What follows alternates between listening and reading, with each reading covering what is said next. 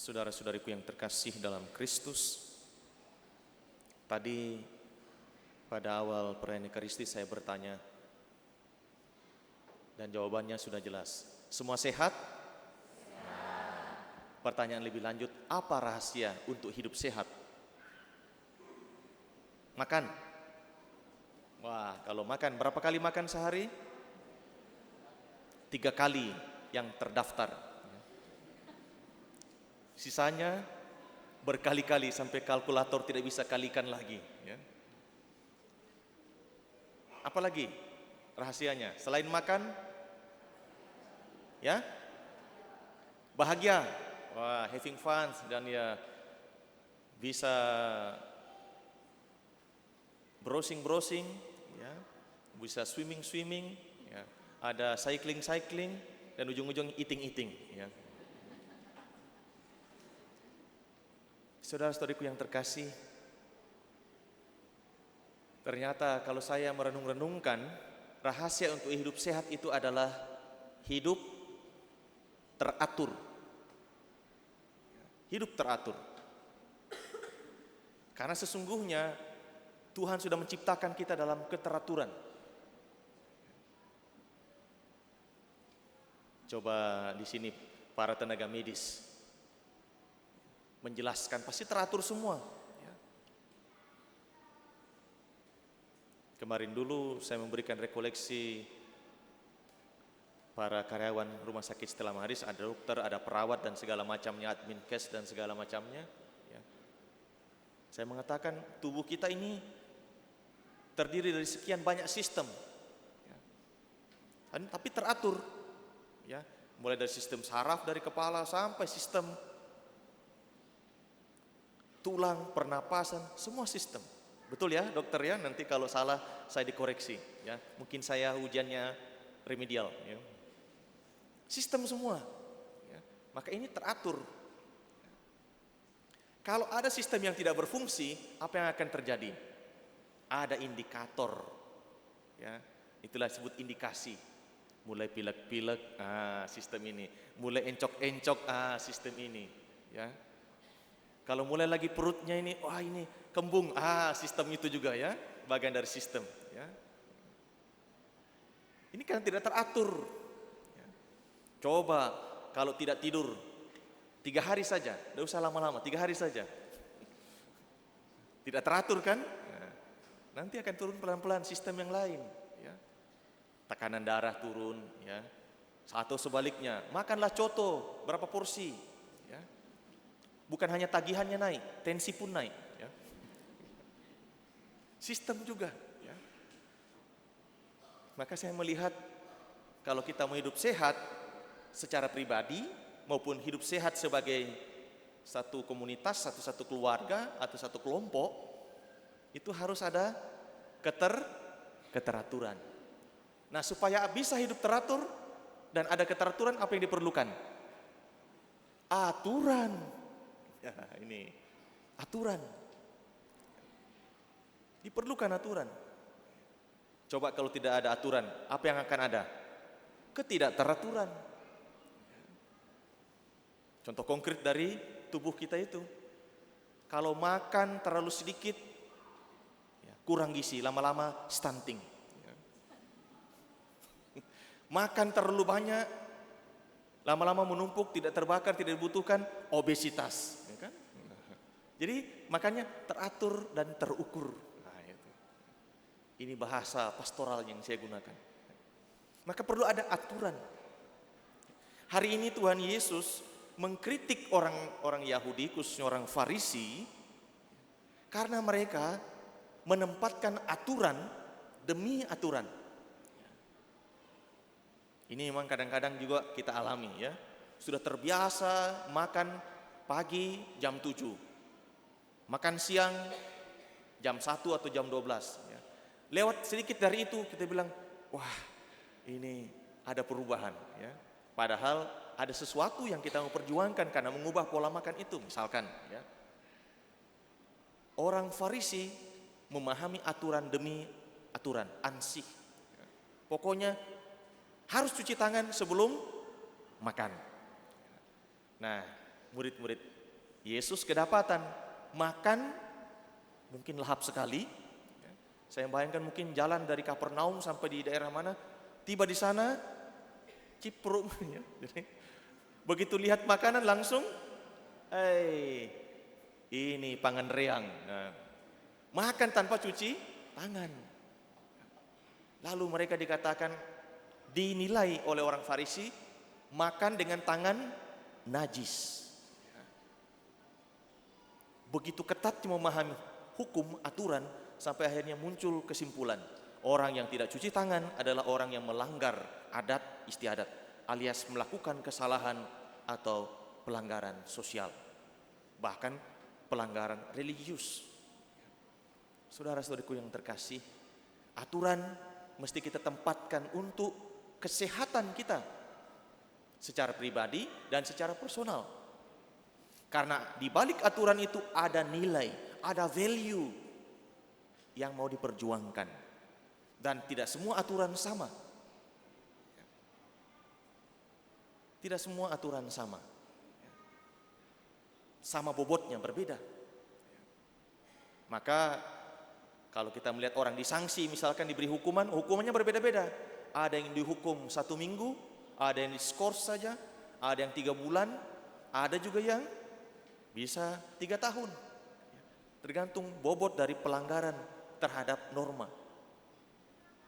Nah, dalam kehidupan kita melihat ada macam-macam level, gradasi atau hierarki dari aturan itu.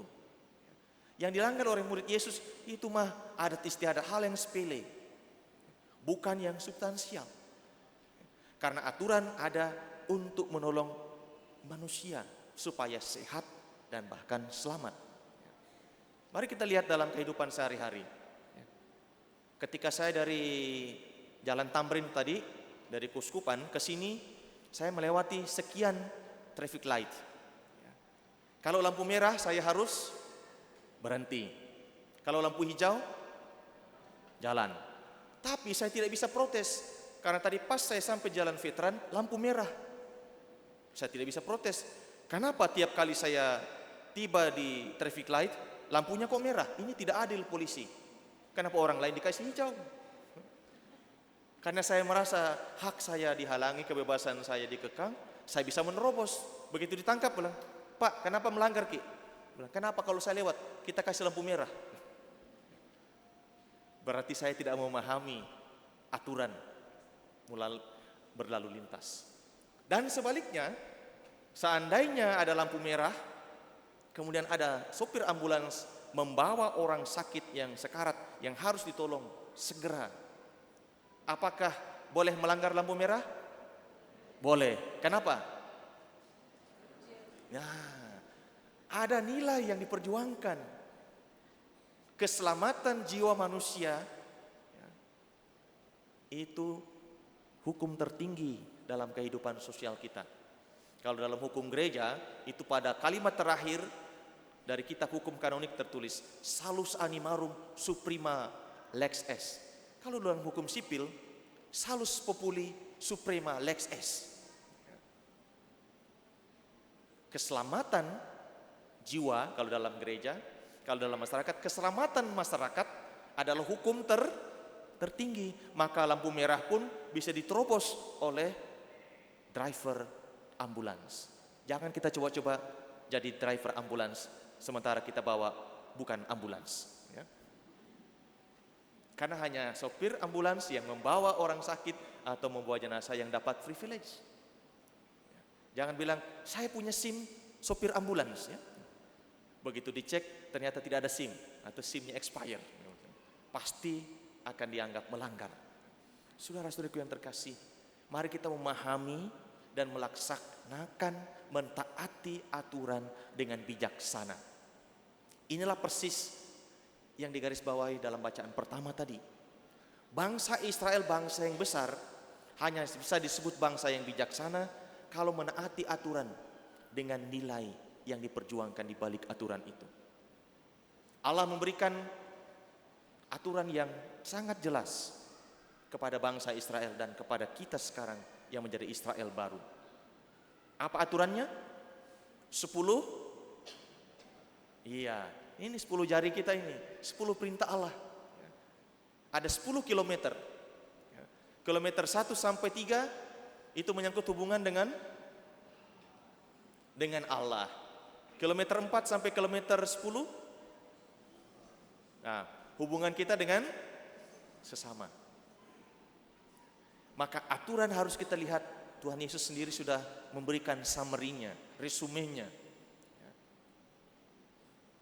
Semua dari 10 perintah Allah ini Tuhan kemudian menggarisbawahi 2 dimensi dari 1 poin penting, yakni kasih kepada Allah dan kasih kepada sesama.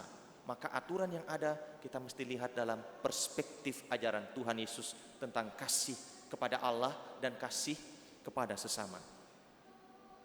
Sehingga kalau kita melaksanakan aturan, kita melihat nilai di balik aturan itu yang menolong kita untuk hidup sehat. Bukan hanya sehat fisiknya, tetapi juga sehat relasi kita. Sehat relasi kita bukan hanya dengan sesama, tapi juga dengan Allah sendiri.